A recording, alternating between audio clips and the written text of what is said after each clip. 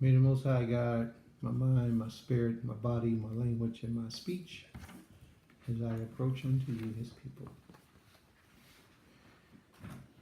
Today's lesson is going to be on spiritual death. Spiritual death. You all right? Giving all praises and honor and glory unto the Most High Power, the King of all creation, honoring the elders, leadership, distinguished guests, brothers and sisters. I greet you all in the name of the Holy Father. Shabbat Shalom Lakim. Let me ask you a series of questions. And I want you to ponder upon these questions, and if you get a chance, I'd like for you to answer them. What do you expect from the Creator? What do you expect from the Creator? Okay. What do you demand from the Creator for your actions and your lifestyle? You know, we often should ask ourselves that question. What do I demand from the Creator because of all the sacrifices I make to live the way that He says for us to live? What was the reason that the Creator chose you from all the people in the earth? You want to say something? He probably chose me because he's trying to make more like Israelite generations of Israelites. Trying what? Israelites, like more people, more Israelites. He chose you because he's trying to make more Israelites? Yeah, I'm saying, yeah, he probably chose us because he's trying to make like more people speak and try to, serve him. yeah. Okay. And are you living for that reason today? So do you be in school trying to teach people about the Creator? Oh, so you're not living for your reason? Okay. We all have to ask ourselves that question. Now that you know you're Israel, what do you expect from the Creator? What do you demand from the Creator for your actions and lifestyle? What are the reasons that the Creator chose you from all the people in the earth? And whatever that reason is, are you living for that reason today? Which means, are you doing what you know or what you said the Creator chose you to do in this earth? Are you doing it? Because a lot of us have a way of going through life and not fulfilling our purpose in life. Remember the title of the lesson. What's the title of the lesson? Spiritual death. Spiritual death. So spiritual death means that you can still be alive physically, walking the earth, but yet spiritually void and empty. No connection to the Most High. Spiritually dead. And this lesson is designed to teach you how to become spiritually awakened, spiritually alive, spiritually motivated, living in a spirit existence along with your physical being. Most people go through life experiencing spiritual death and feel like their prayers are not answered. Nothing is going right in their life. They call it depression. They want to take their lives. That's spiritual death. That's a disconnection with the Almighty. It's a spiritual death. So you ask yourself those questions and then see where you can answer those questions and share that information with others. Our discussion for today will be in the many stages of death. What exactly is death? We hear it, but very few really understand what it is. Death is the absence of life. Okay? In order that we understand what death is, we must first understand what? Life. We must understand what life is. Because many of us are existing, but we're not living. We don't have a life, but yet we exist. We just here. We're empty. We stay on places like Facebook, social media places that gives us a life or a form of a life, some type of acceptance, some type of need, or some type of place of reality for us. We're really empty inside and we don't have a life. A lot of times we're spiritually dead, but on Facebook we can pretend and we're alive. You know what I mean?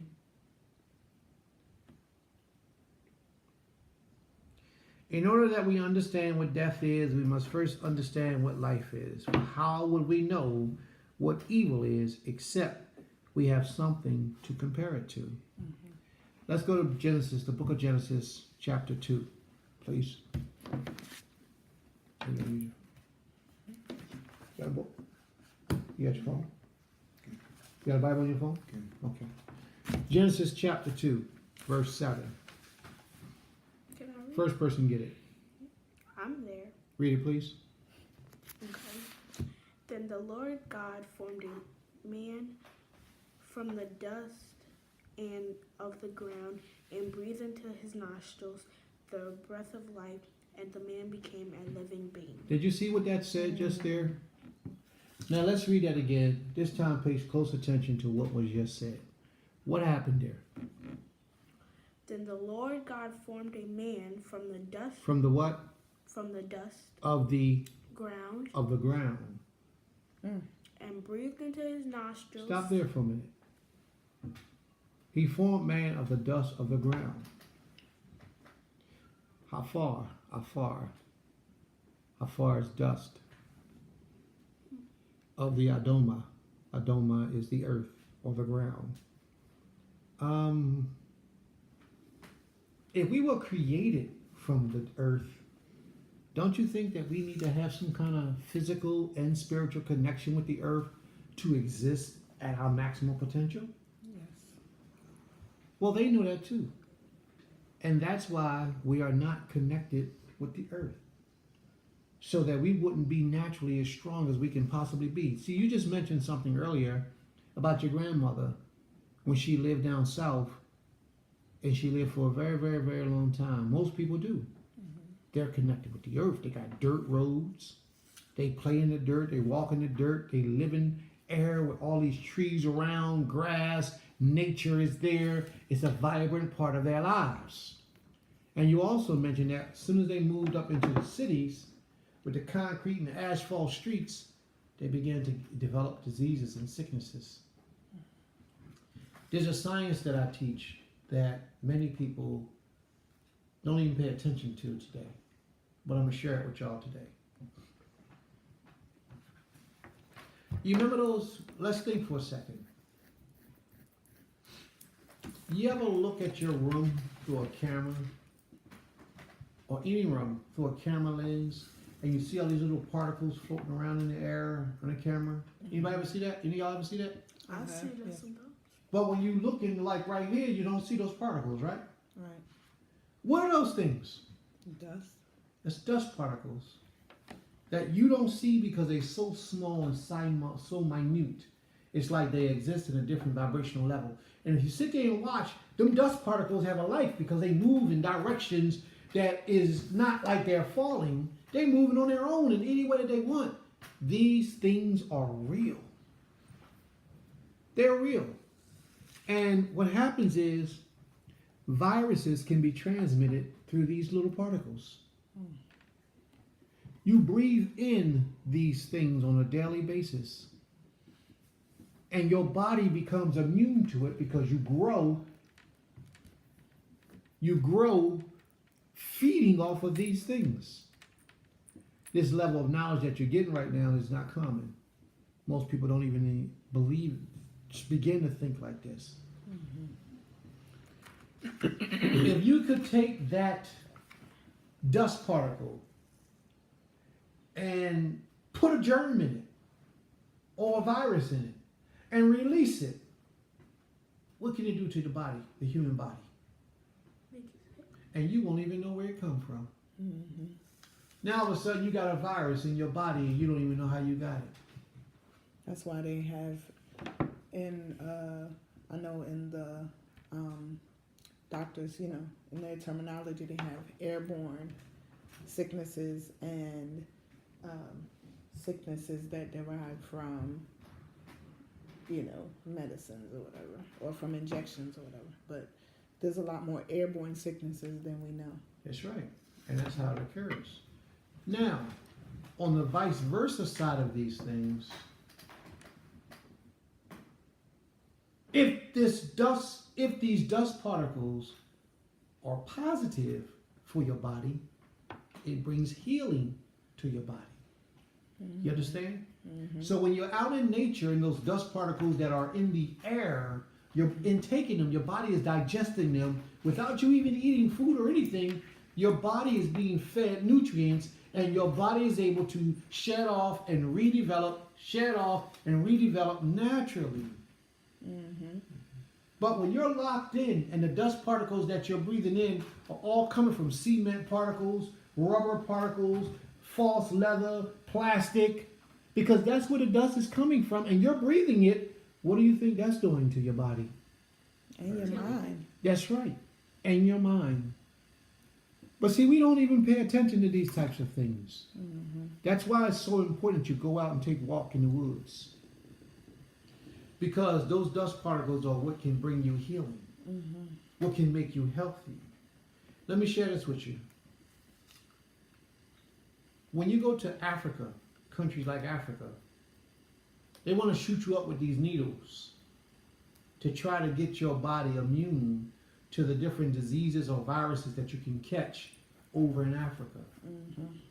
Anytime they give you an injection and it's designed to prevent you from getting sick, what they do is they inject a little portion of that sickness or that virus into your bloodstream so that your body can build up a resistance against it. Right. So that when your body is attacked from an outside entity, it already is familiar with it and it knows how to fight it off.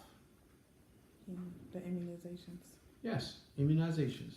So think about it. The only thing that's getting you sick over there is the dust molecules. Or a mosquito might bite you, or some other bug. But other than the bugs biting you or affecting you, the only thing different that you're doing is breathing. Mm-hmm. From breathing air, you can contaminate yourself. Scientists know this. This is what they call biological chemical warfare. And this is how they fight us and kill us off. About 20 years ago, I taught a lesson. Maybe about 15 to 20 years ago. And this lesson was about ways in which they try to bring us death and destruction. When a child is born in the hospitals, they take the placenta. They give you the baby, but they keep the placenta. Which is what the baby came from. About 15, 20 years ago, I taught this. Now, you look on the internet, now they're teaching it. They would take the placenta and they would make things out of the placenta. Mm-hmm. Because that placenta, the fluids inside of that placenta are the same DNA of you, the individual, the child, as you grew up. They would take that placenta, do chemical research on it, and create viruses that they can release in the air. In a room full of people, and it won't kill nobody but the person it was designed to kill. From your DNA, from your placenta, from your birth. When we have children, we take the placenta home with us and we bury it. I've buried all my placentas in one location right out in the park. They take it to create a virus to kill you, let alone all the other things they do with placentas. Mm-hmm. They do a lot of things with it, cosmetics and all types of things. Some people eat them. You talking about those string? No. When the baby is inside the sac, when the baby is inside the sac of the mother, it's a sac around the baby that the baby lives in. The amniotic fluid is inside the sac, and it keeps the baby alive. But it contains also the DNA of the baby. The baby eats, the umbilical cord is connected to its stomach, and that's all a part of the placenta, reversed. And what happens is the baby eats from its mother. Whatever the mother eats, it goes into the umbilical cord and it feeds the baby. But the DNA of that child, the makeup of that child, is wrapped up inside that in the placenta. So what they do is they take the placenta, they test it and do experiments on it and create a germ, like what I was speaking to you about, the dust particles in the air, or another you. And they take those and release it in a certain place, and they could kill you, just like that. That's another form of physical death, but we're dealing with the spiritual death. But it was important, in getting back to the subject, how the man was created from the dust of the earth, and he breathed in the air. And today, they took you away from your natural state, from the dust of the earth, and now some of us got to pay for oxygen, air to breathe.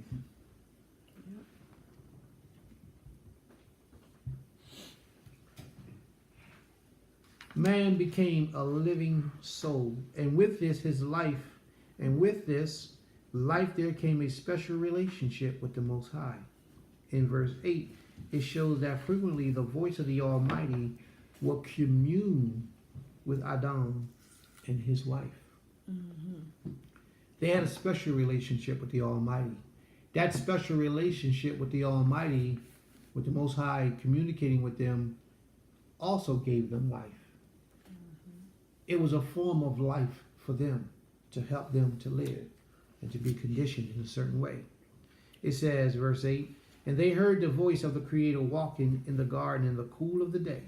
And Adam and his wife hid themselves from the presence of the Creator amongst the trees of the garden. Righteousness is the opposite of evil, just as bad as the opposite of good. But without a concept of what the other is, we will be totally lost and without understanding.